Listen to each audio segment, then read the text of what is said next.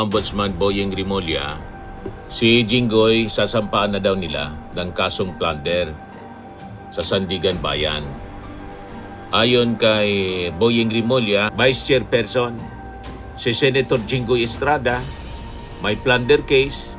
Tapos itong si Rodante Marcoleta, narap din sa plunder case. Yung mga members, puro may kasong may relasyon po sa flood control. Si Jinggoy, Vice Chairperson ng Senate Blue Ribbon Committee, ang akusasyon sa kanya, plunder, pandarambong, graft at bribery, 80 million kickback mula sa isang paboritong government contractor, kapalit ang paggawad ng mga flood control at street light projects ng DPWH. Ang mga saksi at ebidensya. Nagbabagang mga balita at pagtalakay sa mga isyu ng lipunan. Bulsa! Opinyon, banat at paglalantad sa katotohanan. Bulsa! What you see is what you get. You decide. Hello po mga kababayan, si Dante Maravillas. So pag-usapan natin muli yung mga senador, lalo na yung Senate Blue Ribbon Committee. Kasi ito yung mga developments na mga balita ngayon. Sabi ni Ombudsman Boyeng Rimulya, si Jinggoy sasampaan na daw nila ng kasong plunder sa Sandigan Bayan. Ayon kay Boyeng Rimulya, pipirmahan na rin nito ang case information na ihain sa korte kaugnay ng umano'y maanumalyang proyekto sa flood control. Pasasampaan din ng parehong kaso si Senator Joel Villanueva. So, puro may kasong plunder. So, the irony of this, mga kababayan, si Jinggoy, pati si Marcoleta, naharap din sa kasong plunder. Pero pareha silang Vice Chairperson ng Senate Blue Ribbon Committee. Isang committee, mga kababayan, sa Senado na siya nag-iimbestiga sa mga kasong korupsyon. So lumalabas ngayon yung mga salarin sa korupsyon, investigador na po, ginawang laugh trip. Yung Senado, mga kababayan ngayon ng bagong Senate majority, ginawang katatawanan. Ayan, bagong composition po ng Senate Blue Ribbon Committee. Ang chairperson, si Senator Pia Cayetano, mula ito sa pamumuno ni Ping Lacson. Ang mga chairpersons, dalawa, vice chairperson, si Senator Jinggoy Estrada, may plunder case. Tapos itong si Rodante Marcoleta, narap din sa plunder case. Yung mga members, puro may kasong may relasyon po sa flood control. Si dating Senador o Senate President Chis Escudero, into si Bongo, may binobo ding kasong plunder. Tapos si Mark Villar. Other members, si Camille Villar, yung manipulation ng market manipulation sa SEC. Tapos itong si Amy Marcos and Robin Padilla, na malamang marap naman sa kaso, mga kababayan, ng obstruction of justice sa pagpatakas kay Bato de la Rosa. Puro may sabit. So it's a mockery. Huwad, mga kababayan, ang Senate Blue Ribbon Committee. So lumalabas yung mga akusado sa kasong plunder, sila na yung mag-iimbestiga. Di ba?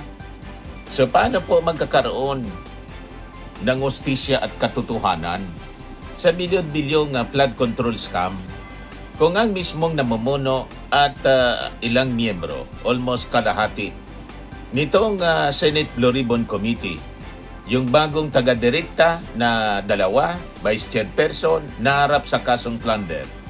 Madaling sabi, panganahing akusado at may direktang interes sa anomalya. So malinaw po na yung ginawa nilang reorganization sa Senado, sa Senate Blue Ribbon Committee, isa po siyang malaking conflict of interest.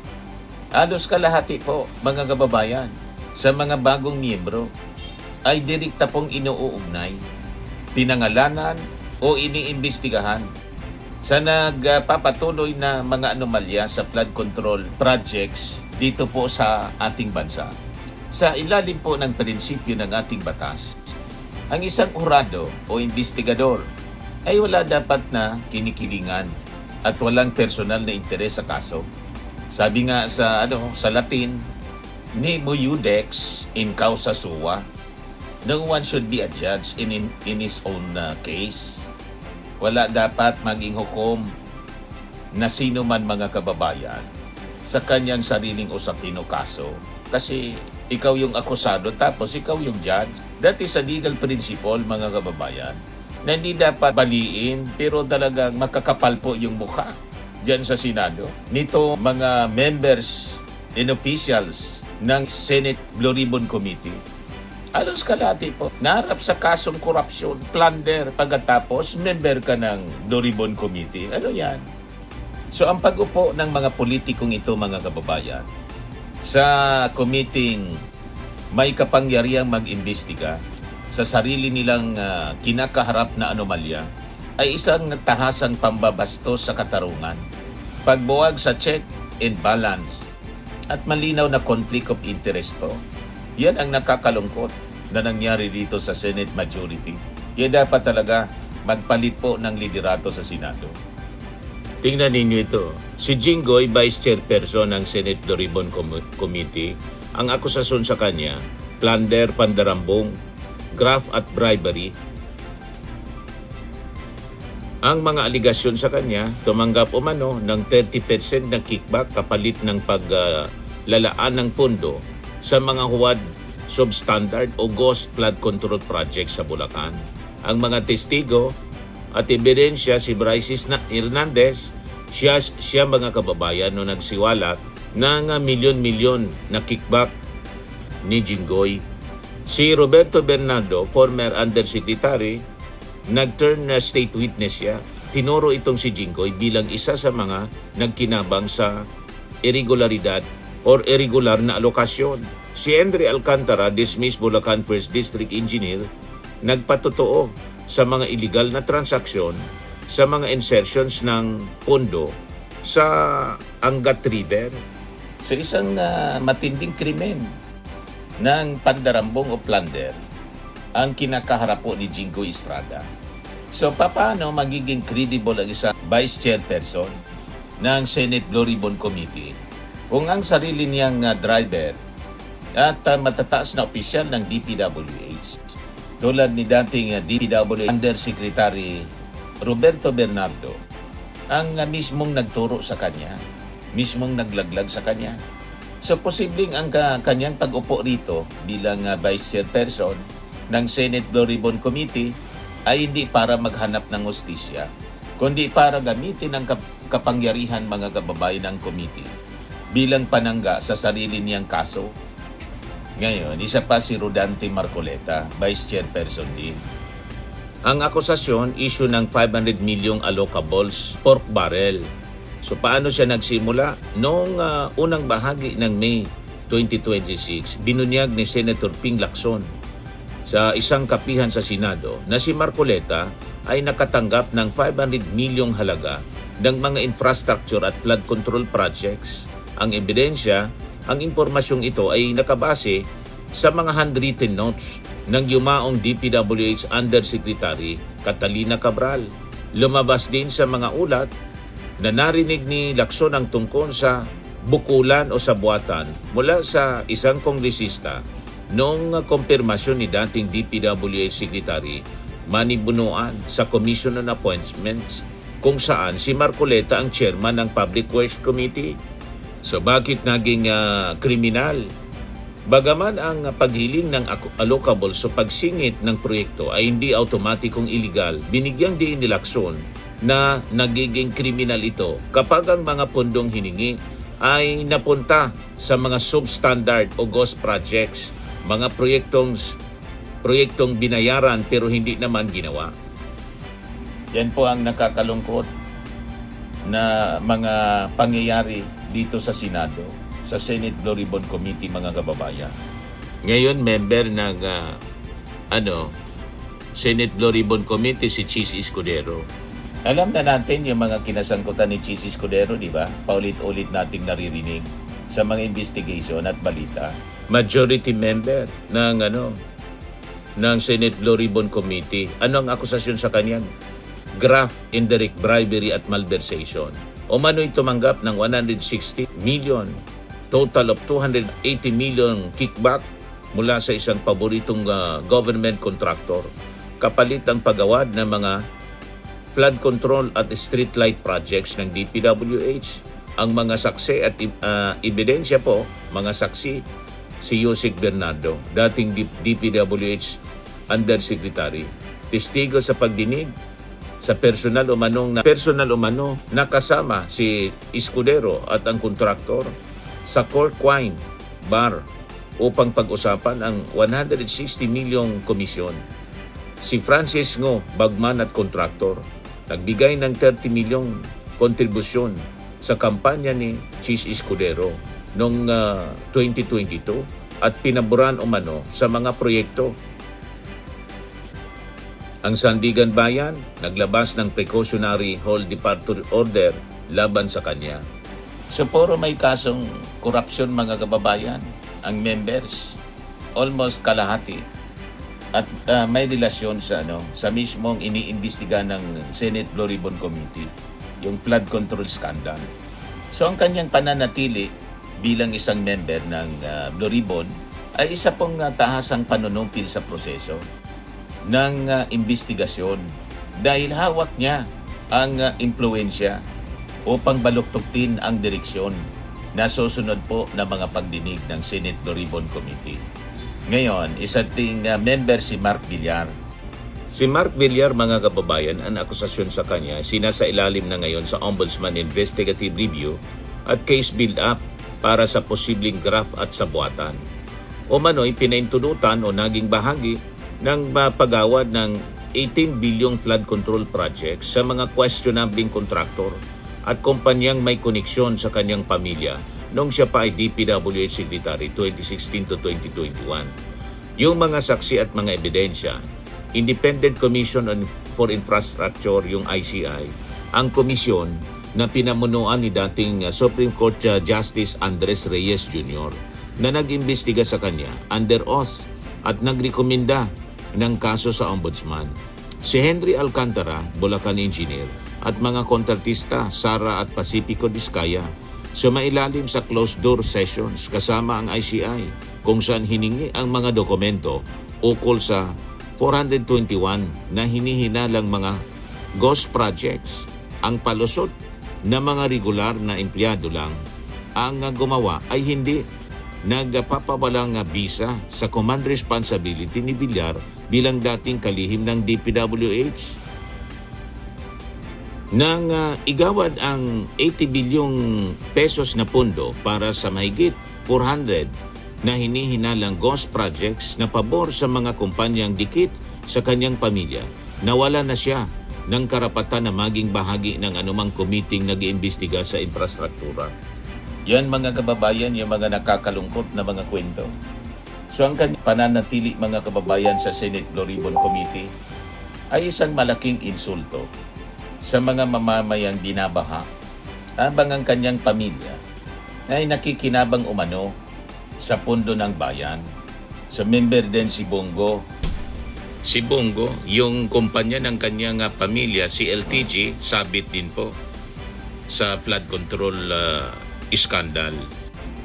Base sa report dito mga kababayan ng Manila Times.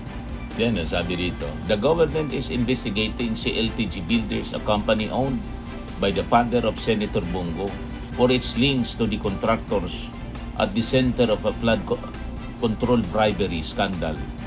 Si Sara Ruina Sara and Pacifico Curly Discaya Public Works Secretary Vince Dizon said Thursday, "Today we will start our investigation into the possible links of the CLTG Corporation to the Discaya Company starting in 2016 because it was the Discayas themselves who admitted before the Senate Blue Ribbon Committee hearing that their business exponentially grew starting in 2016, sabi po ni Vince Dizon.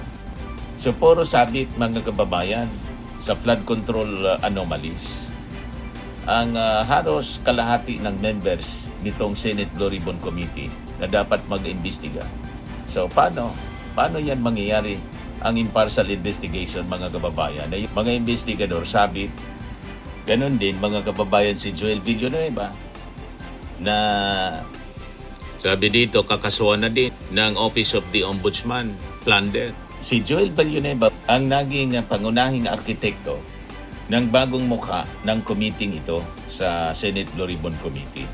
Bilang acting majority leader, siya yung mismong nagmosyon sa plenaryo para patalsikin po si Senator Ping Lacson, ang tanging pinuno na nalakas loob na mag-imbestiga sa kanya at magrekomenda ng kasong plunder laban sa kanya. So ito mga kababayan ay isang klasikong halimbawa ng pagbabalasa ng baraha upang protektahan yung kanilang sarili. So paano po natin maasahan ang isang patas na pagdinig kung ang taong may kapangyarihan na magdikta ng direksyon at mag-schedule ng mga pagdinig sa Senado, yun ang trabaho ng majority leader, ay siya rin taong nakapila para makasuhan ng korupsyon sa parehong issue. So yun ang tanong mga kababayan. So ang pagtanggal kay Lacson at pagupo ng mga kaalyado, malinaw po hindi reorganization, kundi isa pong sistematikong sabuatan ng pagtatakip o cover up, isa pong institutional cover up ang nangyayari sa Senado. So kahit anong bihis ng bagong pamunuan mga kababayan, nitong Senate Floribon Committee, hindi po maitatago ang katotohanan. Mga bapor ng flood control scam ay pinapatakbo ng mismong mga kapitan at mga crew na may bahid ang kamay. Wala po mga kababayan integridad ang isang committee. Ang nag-iimbestiga ay mga taong mismong dapat na makulong. Kasi sila mismo yung sangkot. Imagine mga kababayan, yung mismo mga salarin, sila na ngayon ang investigador. Diba na ginawa nilang katawa-tawa yung Senate Floribon Committee? Naging laughing stock, a mockery of justice, ginawa ng bagong pamunuan, liderato ng Senado. Swimming and lifting cream, pinapahid po sa mga pulses in affected area. Mainam po sa paninigas ng mga kaso-kasuan.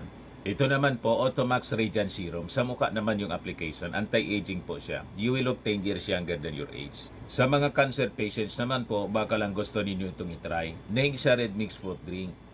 Hindi mo po siya gamot, food supplement siya. Kaya lang, gawa siya mga kababayan sa goji berry. Yung goji berry may anti-cancer properties.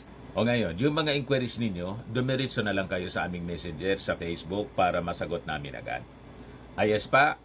Ayos na ayos niya, Mr. Maravilla. Sa mga nagana po ng malinis and spacious fitness gym, pumunta lang po kayo sa aming Colossal Fitness Gym.